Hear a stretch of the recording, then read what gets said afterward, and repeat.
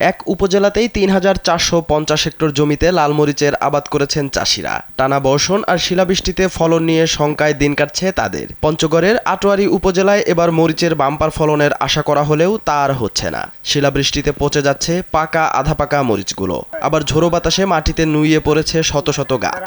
এতে বাজারজাতের অনুপযোগী হওয়ার পাশাপাশি গুণগত মানও নষ্ট হচ্ছে। এদিকে টানা বৃষ্টিতে মরিচ শুকানো নিয়েও বিপাকে পড়েছেন তারা, ফলে আশানুরূপ দাম পাওয়া নিয়েও শঙ্কা তাদের। উপজেলা কৃষি কর্মকর্তা জানান, শুরুতে ভালো থাকলেও অতিবৃষ্টিতে প্রত্যাশা অনুযায়ী ফলন পাচ্ছেন না চাষিরা। আমরা 2 বিঘা মাটি আবাদ করছি, মরিচ করছি, ভুট্টা করছি, কিন্তু পাথর পানিতে সব শেষ হয়ে গেছে। এখন তো আমার যে একটু হয়েছে এটা তো পাথর বৃষ্টি শিলাবৃষ্টি তো শেষ হয়ে গেছে। এখন তো আমি দামও পাচ্ছি না। আল্লাহ দিলে মরিচে কিছুটা হয়েছিল, হওয়ার পরে ফের পানিটা বেশি কারণে ফের মরিচটা আবার নষ্ট হয়ে গেছে। এই নষ্ট হওয়ার কারণে এখন তো এটার বিকল্প ব্যবস্থা কি?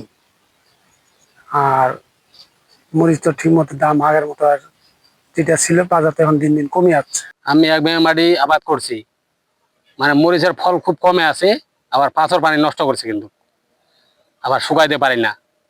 দাম যে কেমন যাবে এটা বলতে পারবো না আমি, বর্তমান বাজার কাছে এলোমেলো আর কি।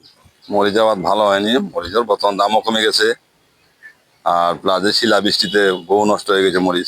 মরিচ নাই বলতে চলে আর কি, প্রচুর ক্ষয়ক্ষতি হয়েছে আর কি, না? এখন দামও কমে যাচ্ছে আস্তে আস্তে। আটোয়ারী উপজেলায় মরিচ আবাদের লক্ষ্যমাত্রা ছিল ৩৫50 হেক্টর, কিন্তু অর্জিত হয়েছে ৩৪50 হেক্টর জমি।